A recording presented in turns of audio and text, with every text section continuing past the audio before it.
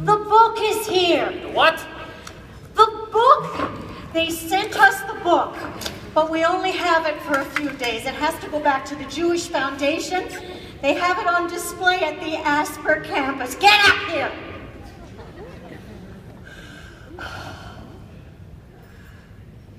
There it is. Okay. Well, look at that. The Book of Life. See? It's heavy. Okay.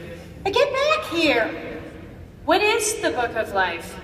Well, it's part of a program to leave a bequest and a historical legacy to the community. A story of their family's history. Now, where are we? The Cohens, the Manooks, the Naemans. Simpkins, Rabers. There. Oh. This is the story of Annie Rose. Annie was a Jewish woman, an immigrant, a Canadian, and my Baba. Baba was born Annie Dredzen in Lützen, Latvia in 1889. One day, her older sister Mary left for Canada, and 6 children later, Mary wrote a letter asking if her little sister Annie could come help. So, Baba, still a teenager, arrived in Brandon, Manitoba, where she would meet and marry my grandfather, Solomon Rose. They had a baby girl and ran a general store. In Brandon? I thought she lived in Winnipeg. No. The store was in Saskatchewan, a little town called Lampman, but they only lived there a couple of years until Baba was pregnant with my mother, and that's when my grandfather passed away. Oh, no. Yeah, very suddenly, a stroke. So Baba moved to Winnipeg, where my mother, Lily, was born. Here! Okay. Left to raise 2 daughters on her own, Baba worked hard to provide a loving Jewish home. She bought and ran a grocery store at St. Matthew's and Agnes. Okay, right.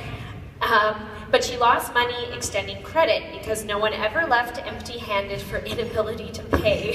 Keep reading. So Baba did what you do. She invented other ways to ensure her daughters were fed, clothed, and educated.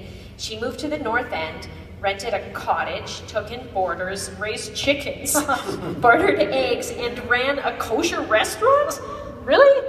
Did you ever go to the restaurant? Oh, it was long gone before I came along, but my mother loved to talk about it. She used to help in the kitchen making knishes, just like you. Here, let me read. They had few possessions, but Baba always insisted on having a piano. She hoped to make concert pianists out of her daughters. It didn't work. My Auntie Bee played the saxophone, and Mum, she danced all the way into the Winnipeg Ballet. Baba could no longer keep the cottage, so she and Mum roomed in the homes of Jewish families. They moved 5 times over the next 6 years, and so did the piano. Which is why I learned to play the piano and why you learned to play the piano.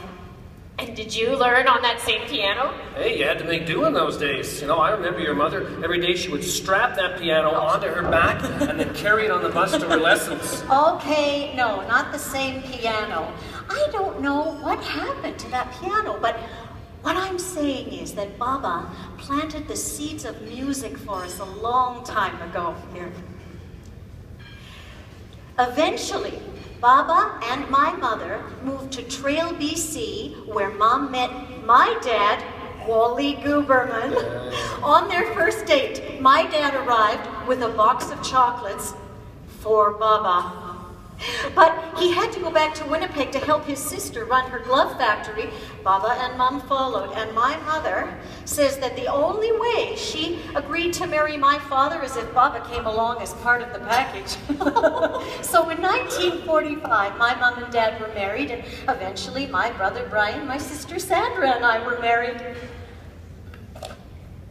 Growing up, Baba taught me to keep kosher.